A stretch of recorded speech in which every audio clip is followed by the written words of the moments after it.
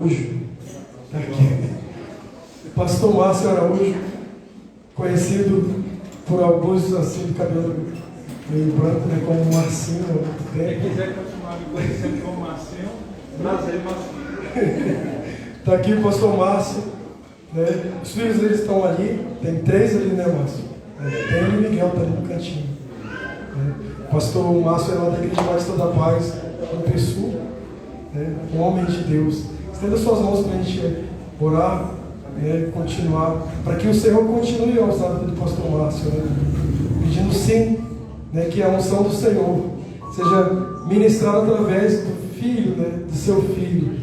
Pai, nós oramos, Senhor, a Ti, ó Pai, pedindo que sim, a palavra do Senhor seja revelada, Senhor, aos nossos corações, Pai. Em nome de Jesus pedimos que o Senhor, Pai, use o Teu filho, Senhor.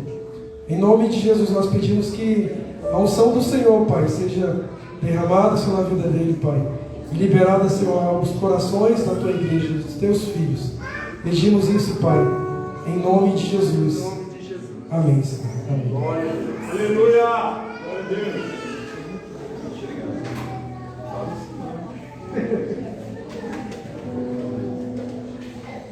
Graça e paz, igreja. Que privilégio estar aqui nessa noite. É uma honra para mim ter atendido esse convite. Obrigado por ter me convidado. Eu já fui apresentado, né? Na verdade, eu não sou pastor Márcio, tá? Só sou Márcio.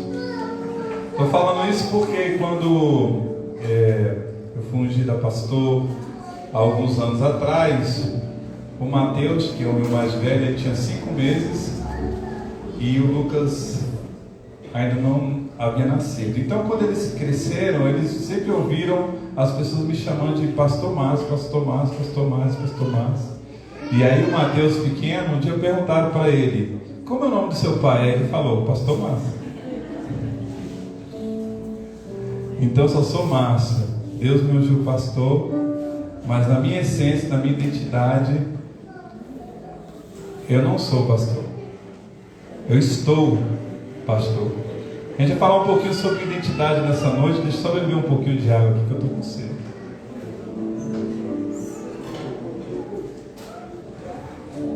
E se vocês não se importam, eu vou ficar um pouquinho perto de vocês. Parece que está filmando ali, né? Eu acho que eu vou sair do enquadramento de vez em quando, porque eu gosto de estar perto de vocês. Deixa eu falar uma coisa para vocês. Desde pequenininho, quando a gente cresce, a gente ouve uma pergunta. Talvez você já tenha ouvido essa pergunta. Alguém já perguntou para você o que você vai ser quando crescer?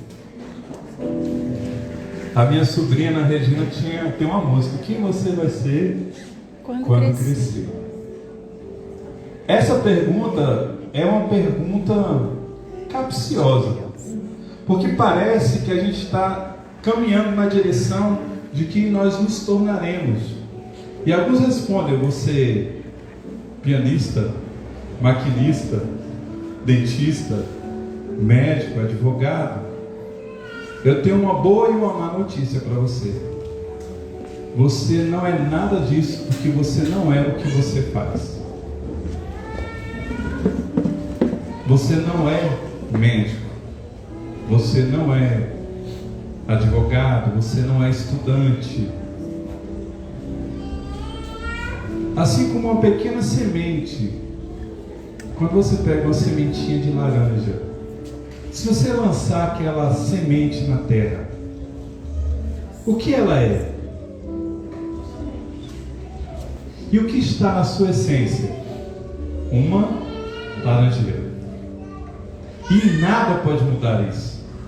Absolutamente nada pode mudar a essência daquela pequena semente. Quando Deus me fez, quando Deus lhe fez, Ele disse o seguinte: façamos o homem à nossa imagem e semelhança. Sabe o que existe dentro de você? Uma semente. Você não vai ser, você já é imagem e semelhança de Deus. E por que eu estou falando disso? Porque nós vamos falar do primogênito, do primeiro da matriz, daquele que é a forma que nos forma, que é Jesus Cristo. E eu queria que você abrisse a sua Bíblia em Filipenses capítulo 2. Filipenses capítulo 2, a partir do verso 5. Se eu me enganar, por favor, meus irmãos, você me corrija, tá bom? Se eu viajar na maionese. Essa versão mesmo, NVI, nova versão internacional. Quando se encontraram, digam amém. Quem não encontrou, diga, peraí. Filipenses capítulo 2, verso 5 diz o seguinte: tendo em vós o mesmo sentimento que houve em Cristo Jesus, que mesmo sendo na figura de Deus, não usurpou ser igual a Deus, antes se esvaziou, tomando a forma de servo, assumindo a figura humana, e foi obediente. E ele foi obediente até o limite da obediência. Eu não sei se você prestou atenção como esse texto começa. Ele diz assim: tende em vós o mesmo sentimento que houve em Cristo Jesus. A psicologia diz que nós somos aquilo que sentimos e pensamos.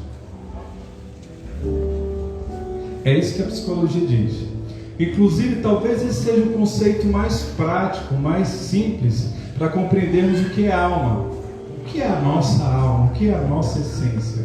É aquilo que nós sentimos e pensamos. Então esse texto está dizendo o seguinte: tem a mesma identidade, a mesma essência de Cristo Jesus. E talvez pairasse sobre nós uma dúvida: como ter a mesma essência, a mesma identidade de Jesus? Aí ele começa então explicando o que aconteceu na prática. Na prática, Jesus vivia num lugar extraordinário. Talvez para nós uma referência de lugar extraordinário seja o quê? Uma mansão, em um condomínio fechado, onde nós temos uma série de comodidades e de conforto. Será que tudo isso comparado ao céu, que lugar seria melhor? O céu? Para vocês terem uma ideia, a Bíblia diz que o céu, o asfalto do céu, o pavimento do céu é de ouro. Então é um lugar realmente muito glorioso. Se você vivesse num lugar assim, glorioso, cheio de conforto, de luxo, mais do que isso, você fosse a pessoa mais importante desse lugar, onde todo mundo te dava bom dia, boa tarde, boa noite, onde você é o centro das atenções, onde no estalar de dedos, empregados, servos estariam à tua disposição para te atender no que você desejasse. Como é que você se sentiria se você vivesse num lugar desse? Se sentiria bem? Sim ou não? É ou não é um sonho? Poder só estender a mão e de repente aparece uma limonada suíça na sua mão. E se por acaso você tropeçar em uma pedra, já aparece um monte de gente te aparando. Opa. Nada pode acontecer com você, você não pode se machucar. Seria ou não seria bom? Mas se lhe fizessem uma proposta, e a proposta é: você vai ter que abrir mão de tudo isso. Você vai ter que ir para um lugar onde você não vai ter nenhuma dessas comodidades. Aliás, você só não vai ter este conforto quando assim que você nascer, aliás, antes de nascer, enquanto que todo mundo lhe adora 24 horas por dia, lá você vai ser rejeitado pelo homem que vai lhe receber como filho. Não bastasse esse homem não querer recebê-lo como filho, quando você nascer, desejarão a sua morte. Você vai ter que fugir para não ser assassinado. Depois de um tempo, aqueles que procuraram lhe matar não existirão mais. Você vai poder voltar para a sua terra natal.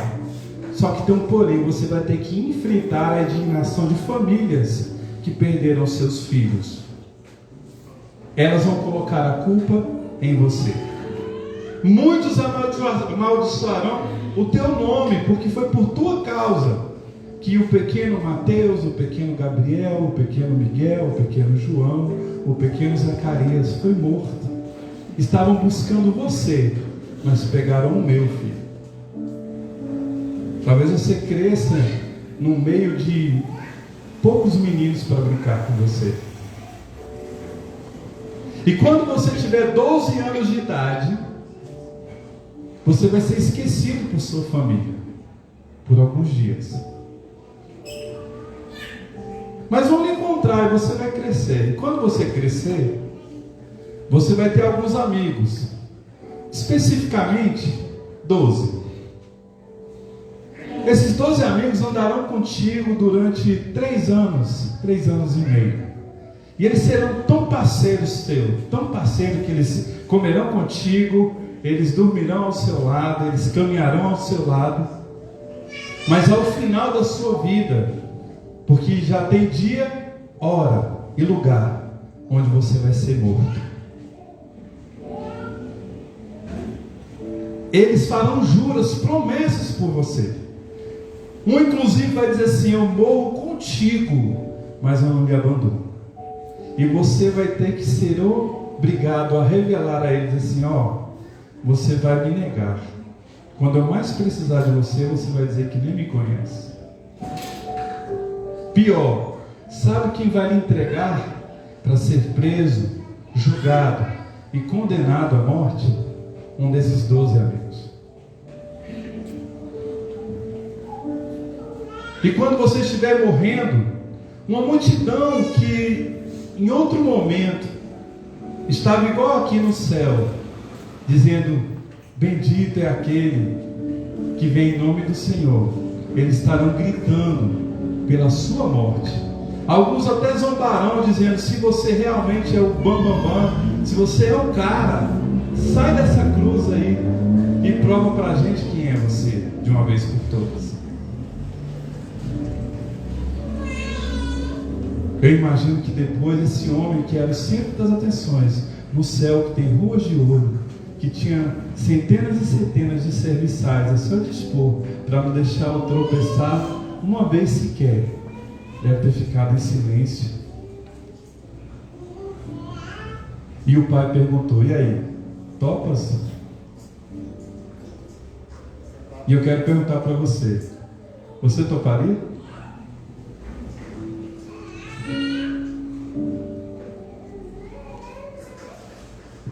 Por que eu fiz esse breve relato da história de alguém que você conhece? Porque talvez você nunca tenha pensado na história dessa maneira.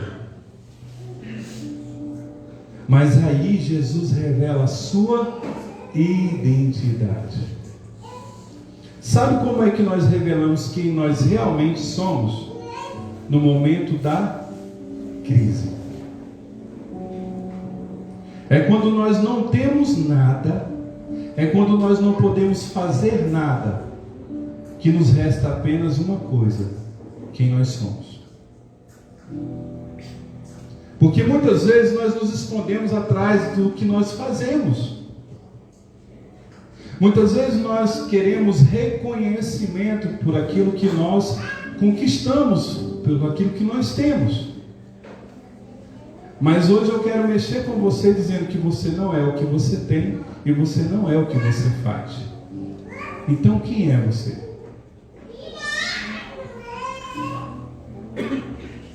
Aliás, eu quero que você mude a lógica. Você tem e você faz por causa de quem você é. Porque a Bíblia continua dizendo aí em Filipenses capítulo 2, por causa de quem Jesus é. Ele não precisou do céu,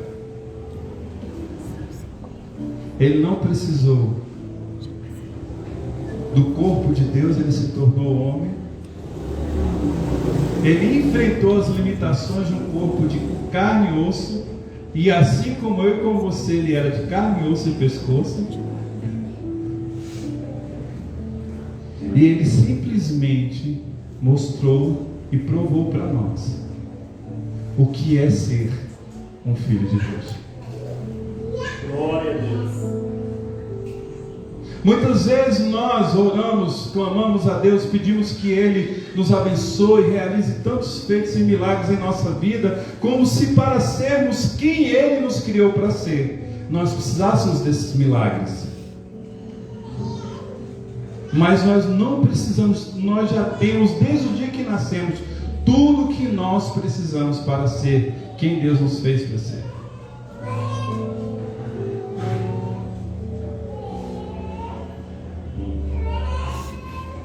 Se a partir dessa noite você chegar à conclusão, e quando alguém lhe perguntar quem você é, você responder: eu sou imagem e semelhança de Deus,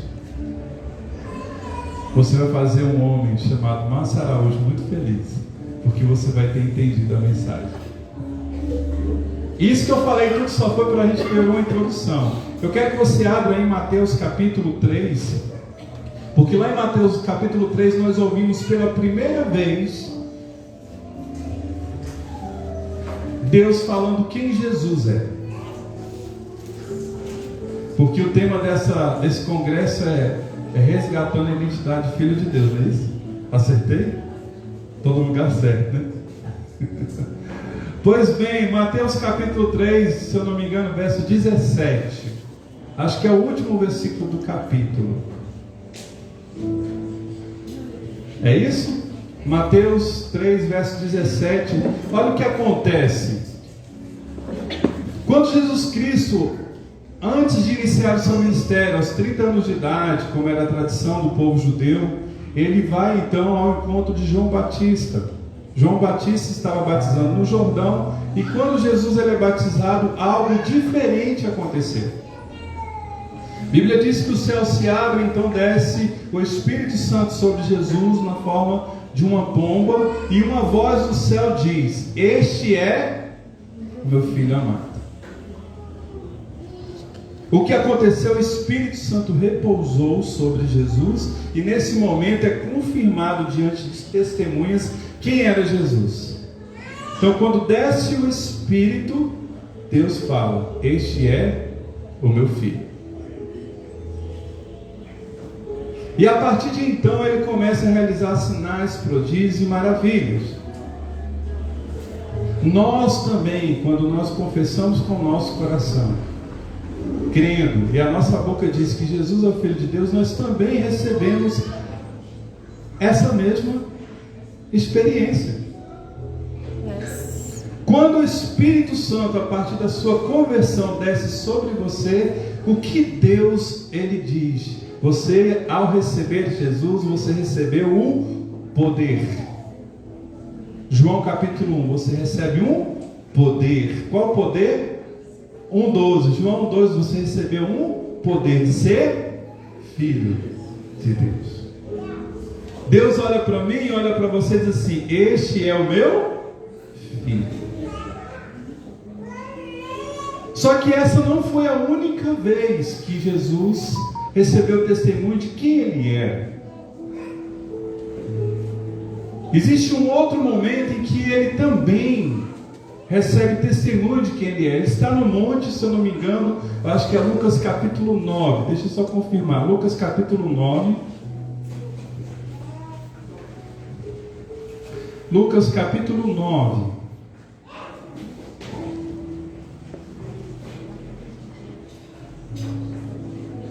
Isso mesmo. Lucas 9,35. Olha só o que está escrito lá em Lucas 9,35. Você pode abrir a Bíblia aí?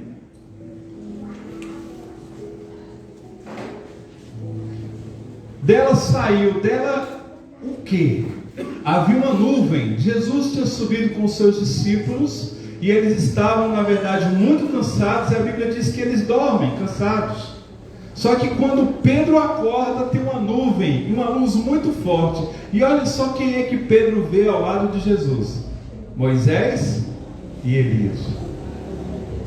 E uma voz que diz o quê? Este é o meu filho. Neste momento que nós vemos ali, nós vemos a figura de duas coisas muito importantes. E para aquele povo, o povo judeu, para Pedro, que foi uma testemunha ocular do que estava acontecendo, ali era muito claro o que Deus estava querendo dizer. Moisés representa a lei, Elias representa os profetas. E ali, o que Pedro estava vendo? Estava vendo o encontro da lei e dos profetas, e a confirmação do Deus Todo-Poderoso dizendo que aquele Jesus, este é o meu filho, e ele complementa dizendo: a ele ouvi.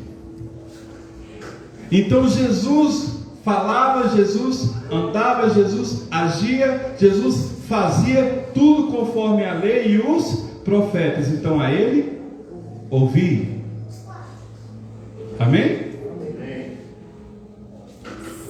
Além dessa segunda situação onde Jesus ouve do próprio Pai que ele é filho, tem um outro momento que está lá em Mateus Mateus capítulo 16, verso 16. Mateus 16, verso 16 é uma das passagens mais conhecidas por nós já ouvimos muito isso. Estava lá Jesus conversando com os seus discípulos, e conversando com os seus discípulos, ele faz uma pergunta: quem vocês acham que eu sou? Aliás, as pessoas por aí, elas dizem que eu sou quem?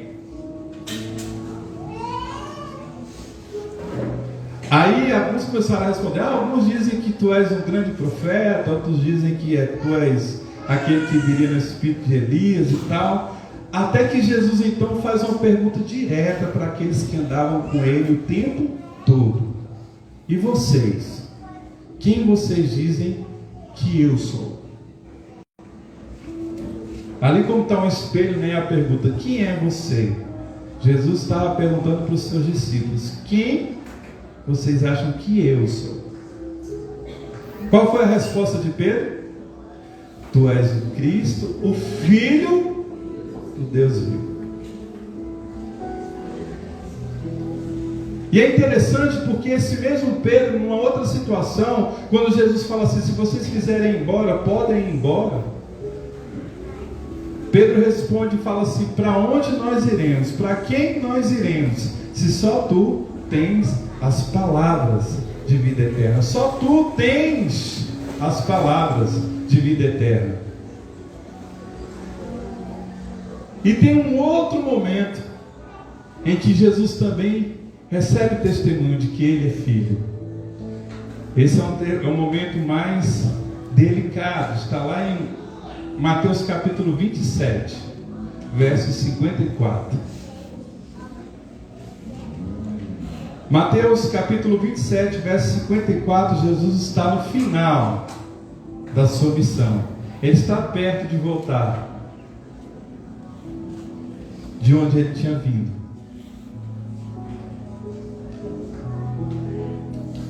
Lá ele morrendo, ele ora e fala assim: Pai, a ti entrego o meu espírito. E aí o que acontece? Diz que há nuvens fecham, o tempo fecha, literalmente, o tempo fechou. Há um tremor de terra e um homem, um centurião, olha para aquela cruz e diz o que? Verdadeiramente este era o Filho de Deus. Por que eu citei esses 4 momentos? Porque nesses 4 momentos nós temos 4 momentos decisivos, muito importantes na vida de Jesus. E como eu falei, Jesus é a forma que nos forma. Jesus é o primogênito, é o primeiro, é o exemplo, é o caminho que nós devemos seguir, é o estilo de vida que nós devemos viver, é a verdade que nós devemos proclamar, testemunhar. Então esses 4 momentos específicos representam 4 momentos sensíveis na vida de qualquer um de nós. Todos nós temos um começo. Todos nós temos o primeiro dia de colégio, todos nós temos o primeiro dia de trabalho, todos nós temos o primeiro dia da igreja, o dia que você chegou aqui. A primeira vez que você pegou no microfone para pregar, a primeira vez que você pegou no instrumento para tocar. Todos nós tivemos um começo. E a pergunta que eu quero deixar para a tua reflexão nessa noite é: quando você começa alguma coisa, você guarda no teu coração esse mesmo sentimento que houve em Cristo Jesus? Você se esvazia para então cumprir a missão que Deus lhe deu? Você entende que aquele lugar aonde Deus te colocou, você entende que aquilo que Deus deu nas suas mãos para fazer é uma maneira de você revelar que você é filho dele? Ou é apenas uma realização pessoal, um sonho que você alimentava no teu coração, e quando o sonho tomar um rumo que não era aquele que você tinha planejado, aí então é que você convoca, você clama, você invoca o nome de Deus pedindo pela bênção? Ou o seu começo já é marcado pelo testemunho do próprio Deus dizendo: este é meu filho, olha o que ele vai começar a fazer.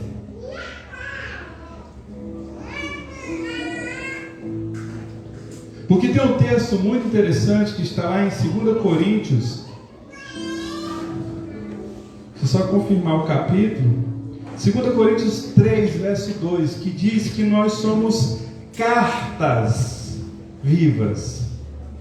Quando as pessoas olham para mim e olham para você, elas estão nos lendo.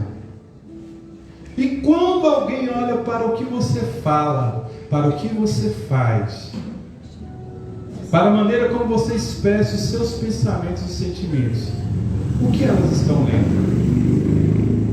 Tem um filme que eu assisti essa semana muito bom, principalmente porque ele foi verdade, não é ficção, é baseado em fatos reais. Até o Último Homem é o nome do filme. Quem já assistiu esse filme? Eita, muita gente. Legal. E o que este filme ele retrata? Uma carta aberta que foi lida por muitos homens. É disso que esse filme fala. Sabe por quê? Porque muita gente, deixa eu repetir, muita gente vai conhecer o Evangelho, não por causa da palavra que sai desse púlpito, e nem por causa das letras que estão escritas na Bíblia que está no seu colo. Muita gente vai ler e vai conhecer o Evangelho pela primeira vez lendo a sua Bíblia. Quando nós falamos de resgatar, de restaurar a identidade de filho de Deus, nós estamos falando disso. Nós estamos falando de resgatar, de restaurar a sua posição em Cristo. O que você faz revela de quem você é filho. Isso é muito sério. O Lucas é um dos que mais se parece comigo, fisicamente. Então quando olham para ele, falam assim: esse aqui deve ser filho do pastor Márcio. O Mateus já se parece um pouco mais com a mãe. Da mesma forma, quando olham para ele, esse aqui deve ser filho da pastora Gil. O Miguelito, show, que é assim que eu chamo ele, se parece uma mistura, mas todos eles têm uma semelhança com seus pais. Quando olham para eles, dizem: esse aqui deve ser filho de fulano. Quando olham para você, fazem como aquele centurião: verdadeiramente este é um filho ou uma filha de Deus? Esse é o testemunho que você tem dado? Porque assim, muitos de nós queremos um pai. Muitos de nós queremos que Deus seja o nosso pai. Porque sentimos às vezes essa carência.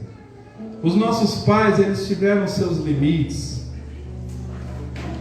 Os nossos pais, eles tiveram suas restrições, seus medos, suas dificuldades, seus desafios. Mas isso não pode servir de argumento, sabe por quê? Porque José, pai de Jesus, aqui na terra, também teve. Sabe qual foi o limite de José? Ele falou: vou deixar Maria, porque esse menino que está na barriga dela não é meu.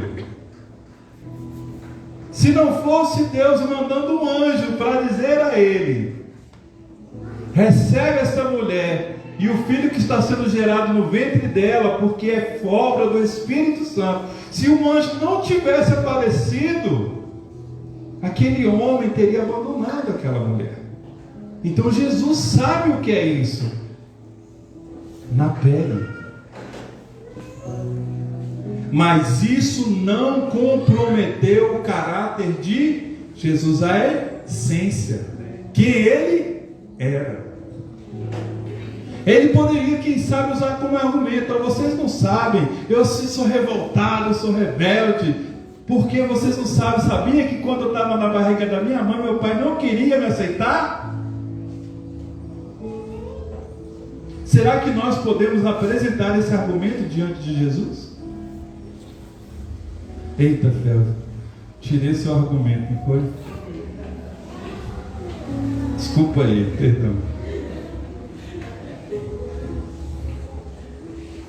Conhecereis a verdade vai te libertar.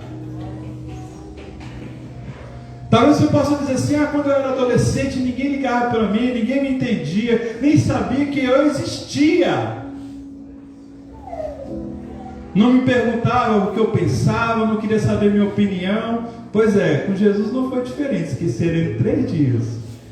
Foram sentir falta dele muito tempo depois. Sabe uma coisa que eu acho interessante na vida de Jesus? É porque ele sabia exatamente quem ele era. Porque nenhum momento de crise removeu do seu coração a sua essência.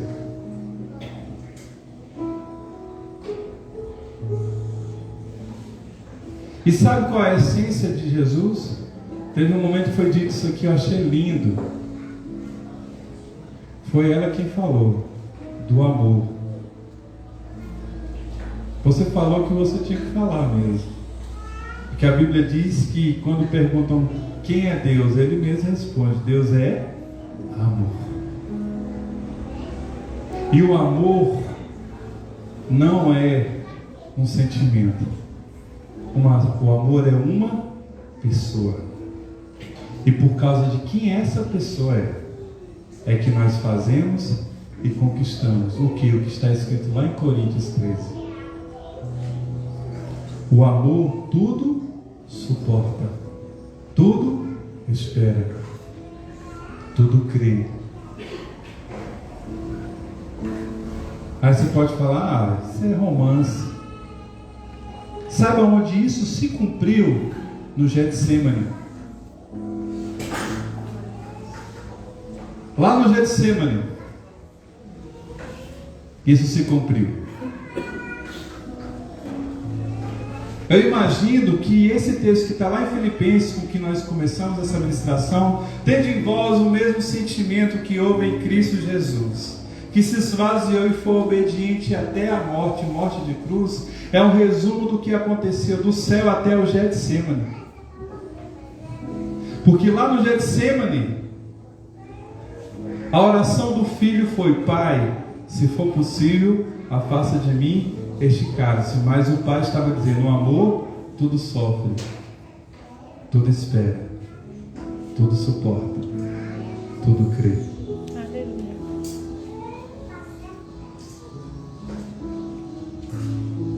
O que você faz quando você está no seu Getsemane?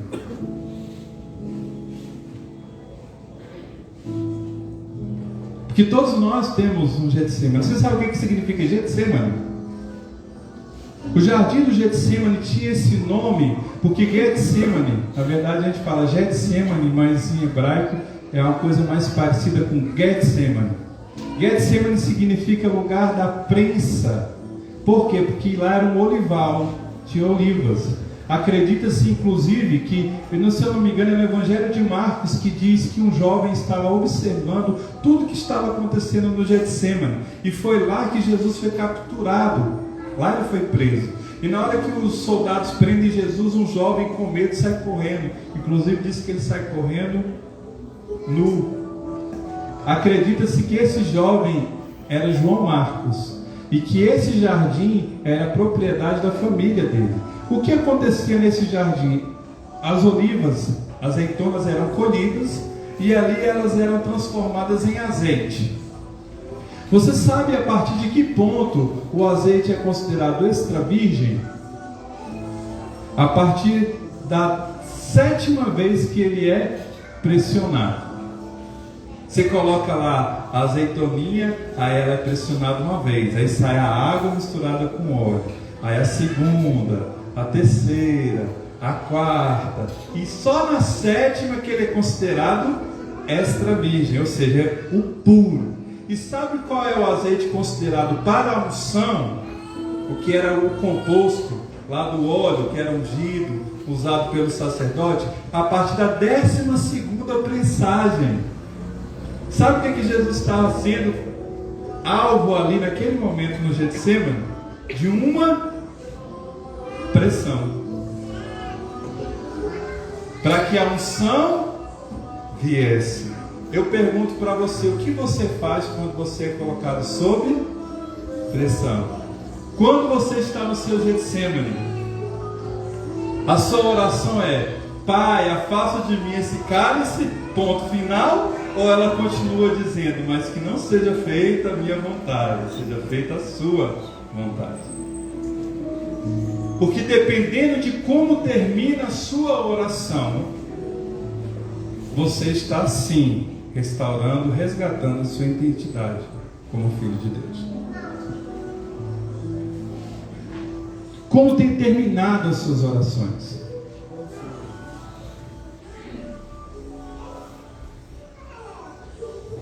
Você viu que eu gosto de fazer pergunta, né? Sabe com quem eu aprendi? Pergunta para mim, Pastor Márcio. Pastor Márcio não, tira o pastor. Márcio, com quem você aprendeu a fazer pergunta? Vamos ficar bonitinho, eu vou contar até 3, aí você pergunta.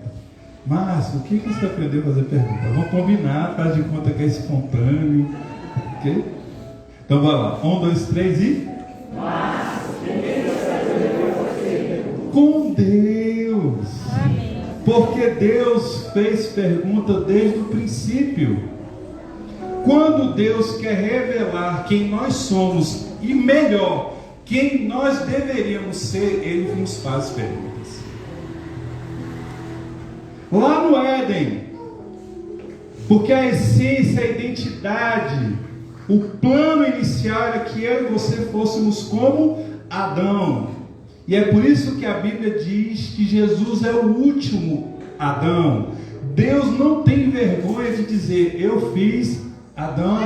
Ele era perfeito. A identidade que eu planejei para toda uma descendência.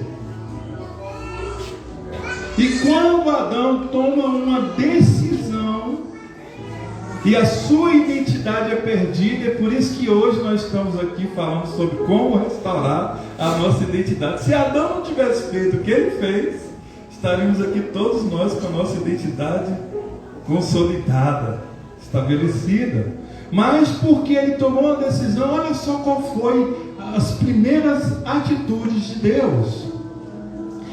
Como era o hábito do Senhor, ele visitava Adão todos os dias. E aí então ele vai ao encontro de Adão, que Jardim do Éden significa exatamente Jardim da presença de Deus.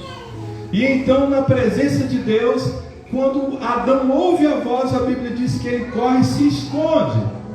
Naquele momento, quando Adão se esconde, já tinha uma pessoa que sabia, 2 pessoas, 3 pessoas sabiam que alguma coisa de errado tinha acontecido. Eva sabia, Adão sabia e Deus sabia. É mesmo. A serpente também sabia. 4. Por isso que diz que notícia ruim corre rápido, né? 4 pessoas sabiam. E olha só, a primeira vez que o homem pecou, quando perguntaram, ou aliás, quando ele mesmo perguntou para si mesmo quem eu sou, ao olhar quem ele era, ele teve vergonha.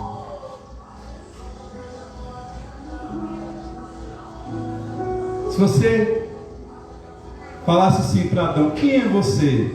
provavelmente antes de responder ele baixaria a cabeça. E a Bíblia diz que por causa desta vergonha ele se esconde. E aí o que foi que Deus fez? Uma pergunta: Adão, aonde você está?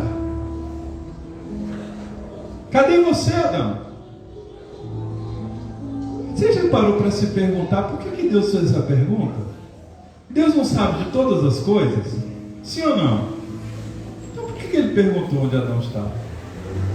Porque Adão estava tendo ali uma primeira oportunidade de ter a sua identidade restaurada. Deus continua perguntando para nós: ei, filho, filha, onde você está? Alguns de nós, como Adão, temos respondido do mesmo jeito: eu me escondi, Senhor. Se escondeu? Por que você se escondeu? Deus continua perguntando. Porque eu vi como eu estou, e eu senti vergonha, eu tive medo ao ouvir a sua voz.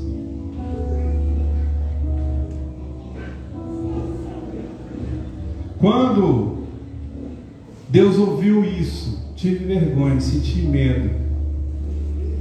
A pergunta de Deus foi: por acaso você comeu do fruto que eu disse para você não comer? Naquele momento, Adão teve uma oportunidade de fazer o que está escrito lá em 1 João capítulo 1, versos 8 e 9: se confessar os nossos pecados, Deus ele é fiel e justo para nos perdoar os pecados e nos purificar de toda a injustiça. A Bíblia deu ali naquele momento para Adão a oportunidade. Mas tem uma coisa que é terrível, chamado orgulho. Repete comigo: orgulho. Fala de novo: orgulho. Sabe o que é orgulho? Seria o motivo para você não fazer o que Jesus fez: sair lá do céu, se esvaziar e ser obediente até a morte, morte de cruz. Quem é que seria o seu principal obstáculo? O orgulho. Olha só quem eu sou. Passar por isso? Não. Isso é orgulho. E sabe o que o orgulho provoca em nossos corações, em nossas vidas, em nossa identidade? Um cansaço. Eu falo sem medo de errar que todo orgulhoso vive cansado emocionalmente. Por que você está falando isso? Porque é Jesus que fala: vinde a mim todos que estão cansados, sobrecarregados, e acharei descanso para a vossa identidade. Identidade? Lá não falava. Mas o que é alma? A nossa identidade. E aí você pode se perguntar: como, Jesus, eu vou encontrar descanso para a minha alma, para a minha identidade, para os meus pensamentos que vivem acelerados, para os meus sentimentos que vivem numa guerra interior? Como é que eu vou encontrar isso? Simples. Primeiro, seja manso. Manso para quê? Para deixar eu cuidar de você. E seja humilde. Foi o que o Adão não foi. E é o que nós insistimos em continuar sendo: orgulhosos. Como é que Adão revelou o seu orgulho? Do mesmo jeitinho que nós. Eu pequei por causa da mulher que tu me deste. Achei 2 culpados e nenhum deles sou eu. Isso não é identidade de filho. Sabe por quê? Porque o primogênito, sabe o que ele fez? Ele decidiu assumir a culpa de todos.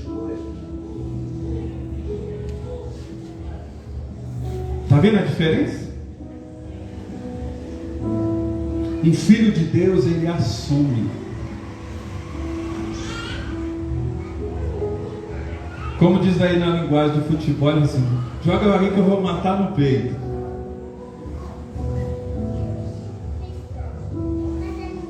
Talvez você não diga, foi a mulher que tu me deste, mas foi a família que tu me deste, foi a casa que tu me deste, foi o emprego que tu me deste, foi a mãe que tu me deste, foi o pai que tu me deste, foi a igreja que tu me deste, foi o pastor que tu me deste, foi a pastora que tu me deste. Em quem você está colocando a culpa? Revela de quem você é filho.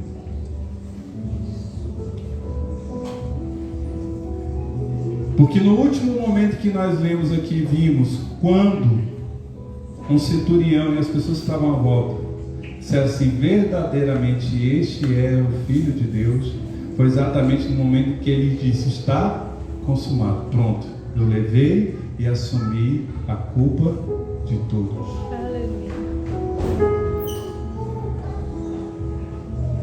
O que é oferecer outra face comparado a assumir a culpa de todos? Às vezes nós temos dificuldade de oferecer a outra face, às vezes nós temos a dificuldade de caminharmos mais uma légua, às vezes nós temos a dificuldade de perdoar 70 vezes 7, às vezes nós temos dificuldade de agradecer apenas por 5 pães e 2 peixes. Às vezes nós temos dificuldade de orar por quem nós amamos, quanto mais por quem são os nossos inimigos. Às vezes nós temos dificuldade de dizer que não seja feita a minha vontade, seja feita a vontade do Pai. E essas dificuldades que eu falei aqui só são alguns dos desafios que nós temos para restaurarmos a nossa identidade como filhos de Deus. E por que eu citei esse exemplo? Porque nós temos um caminho. Nós temos alguém que já deu os passos, que já nos mostrou a direção. Nós temos alguém que já nos mostrou como é que faz.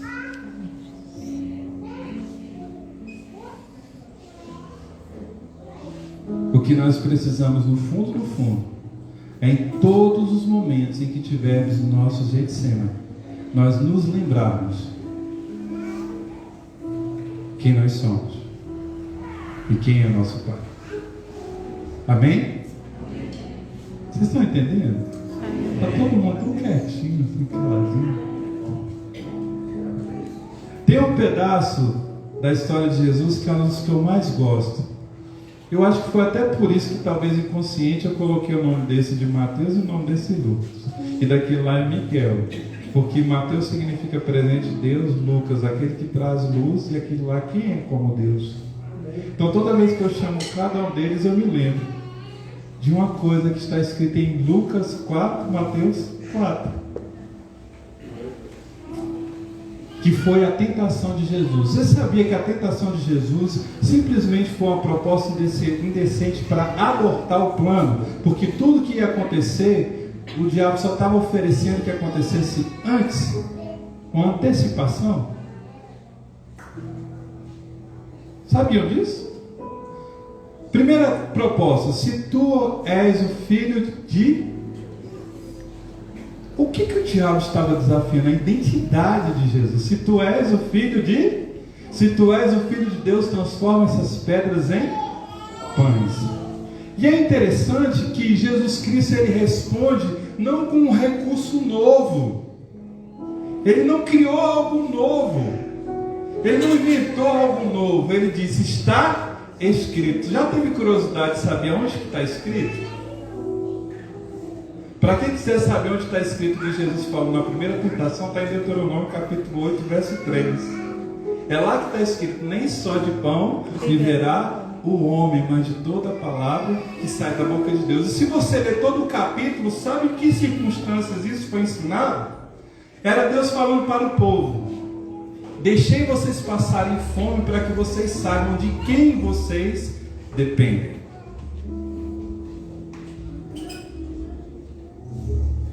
Eu ouvi uma ilustração porque essa semana eu estava orando para ter ideias do que dizer. E eu acho que foi o Espírito Santo que me mostrou essa ilustração. Que uma casa tinha um sobrado, estava pegando fogo. E aí toda a família conseguiu sair da casa. menos uma criança.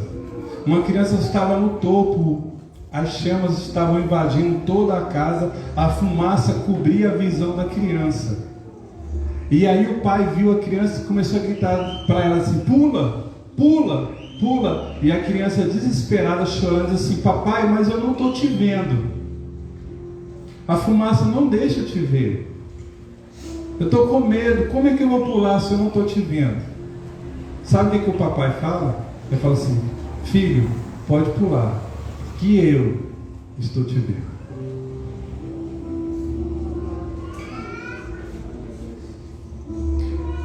Nenhum deles precisa se preocupar em provar para mim que eles são meus filhos. Eles não acordam um dia sequer pensando: será que eu sou filho do meu pai? Por que nós fazemos isso com Deus? Às vezes, as fumaças das nossas lutas estão cobrindo a nossa visão. Mas não importa, porque lá no Getsemane, Jesus não ouviu a voz do Pai. Mas ele sabia que mesmo não vendo o Pai estava dentro dele. Na segunda tentação, o diabo lembra de onde Jesus veio. Porque no Salmo 91 está escrito que dará ordem aos anjos a teu respeito, para que você não tropece em pedra alguma. Eu acho que nessa hora Jesus lembrou: caramba, de onde eu vim e onde eu me meti.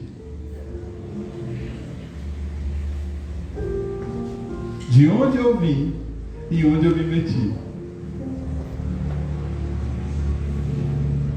E qual foi a resposta de Jesus? Está escrito: não colocarás em prova, não tentarás o Senhor teu Deus. Eu vou fazer uma pergunta para você, estou quase acabando, tá bom? Prometo. Quem aqui já pediu uma prova de amor para Deus? Não precisa responder. Senhor, se o Senhor me ama, faz tal coisa para mim. Deus, abre tal porta, faz tal milagre. Caramba, não deixa eu tropeçar, manda o anjo me segurar. Se nós lembrássemos do que Jesus falou: não tentarás o Senhor teu Deus. Tiago diz que a fé sem obras, ela é morta. O que nós fazemos revela a fé que nós temos. O que nós fazemos revela em quem nós acreditamos. O que nós realizamos revela de quem nós somos filhos. E Hebreus capítulo 6, 11, verso 6 diz que sem fé é impossível agradar o seu Pai.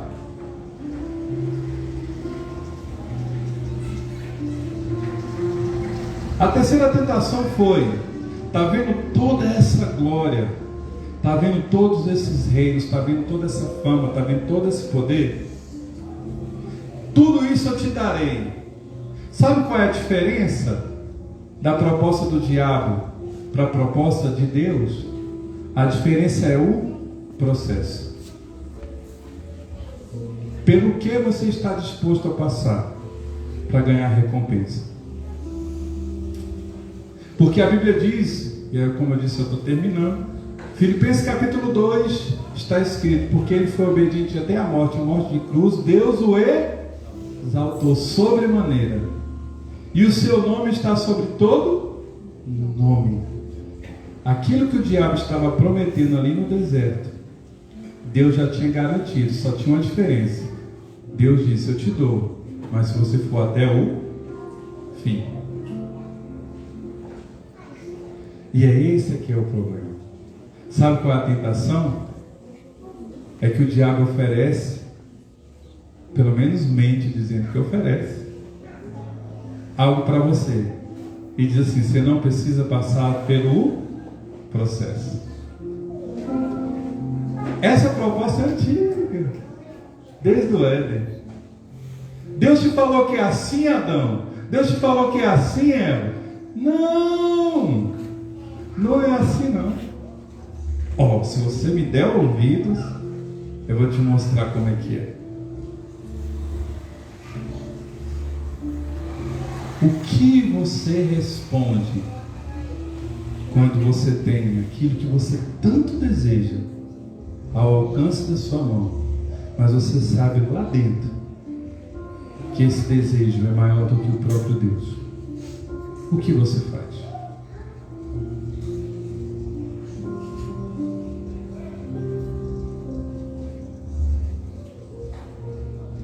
Porque o que estava em xeque ali era: quem é Deus para você, Jesus? Quem é o seu Pai? Quem é o seu Pai? E a resposta de Jesus foi no alto: para trás de mim, Satanás, porque está escrito: só há um Deus, e somente a Ele prestarás culto. Interessante o que acontece depois. A Bíblia diz então que Satanás deixa, vai embora, como está escrito: sujeitai-vos, pois, a Deus, resistir o diabo, e ele fugirá de vós. Quando Jesus fez isso, a Bíblia diz então: os anjos vieram e o serviram. Então a recompensa vem depois que você passa pelo processo. E como você passa pelo processo revela quem é você. Então não tenha medo do processo. Não tenha medo da vida. Isso daqui que a gente está vivendo agora é um bem pouquinho perto da eternidade. Ah, mas eu tenho muitos sonhos, pastor, eu tenho tantos desejos, eu também tenho muitas dores, muitas frustrações, eu já passei por tanta dificuldade. Por que tudo isso aconteceu comigo? Deixa eu te dizer, não pergunte por quê, pergunte para quê. O que Deus quer te ensinar? Que só tem um jeito de passar de ano. Sabe como? Quando você aprende.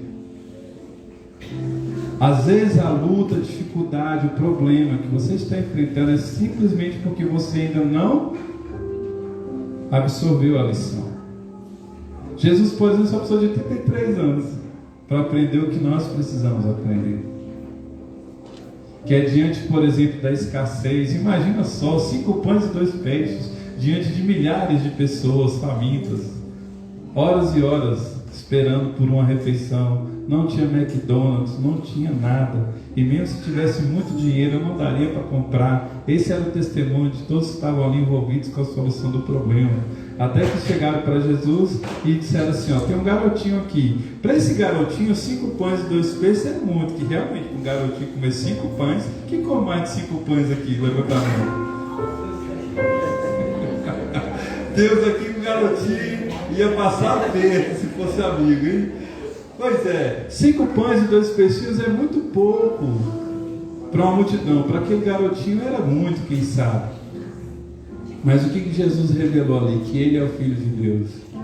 E é interessante que todas as vezes que orava, eu acho que Jesus tinha o mesmo sentimento que houve na oração a ressuscitar Lázaro. Lázaro diz assim: graças te dou, Senhor, porque o Senhor sempre me ouve. Pai, muito obrigado porque o Senhor sempre me ouve. E eu só estou falando isso, não é para que... Eu sei que o Senhor me ouve, mas eu estou falando assim para que as pessoas que estão aqui à minha volta saibam. Sabe de quê? Que eu e você podemos chamar Deus de Pai. Amém, glória a Deus. Porque quando perguntaram para Jesus como é que a gente se aproxima de Deus, foi a primeira vez que alguém chegou e falou assim: quando vocês forem orar, entrem no lugar reservado e comecem assim: Pai. Então, se a partir de hoje perguntarem quem é você, o que você vai dizer? Eu sou filho de Deus. Eu sou imagem e semelhança do Criador. E você vai viver dessa forma a partir de hoje. Aceita o desafio? Topa? Tem um modelo? Quem é o modelo? Quem é o caminho? Quem é a vida? Quem é a verdade? Eu espero que nessa noite isso faça muito mais sentido para você, amém? Fica de pé nessa hora, vamos orar.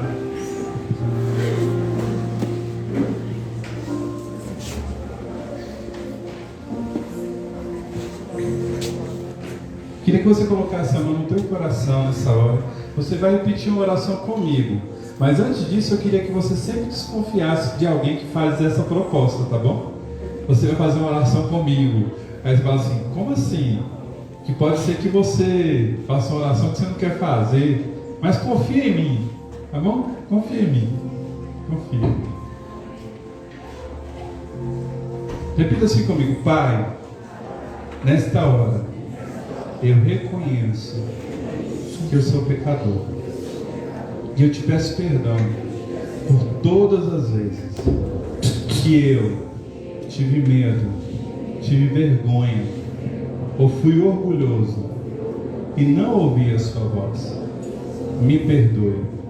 Nessa noite, eu entendo de uma forma mais clara e profunda o que significa ser filho de Deus. E eu peço que teu Espírito Santo cumpra em minha vida a missão, o propósito pelo qual ele foi enviado. Que ele me ensine e me guie em toda a verdade, e em todos os momentos ele me lembre o que o Senhor disse, o que o Senhor ensinou, e que ele me convença do pecado, da justiça e do juízo, e que eu seja muito mais do que um pecador arrependido, que eu seja um filho de Deus, cheio do Espírito Santo, uma carta viva, um altar, uma arca que carrega o teu bom perfume, o perfume de Cristo. Assim eu oro e recebo a tua bênção sobre a minha vida. Em nome de Jesus, amém. Quantos podem aplaudir ao Senhor? Glória a Deus. Glória a Deus.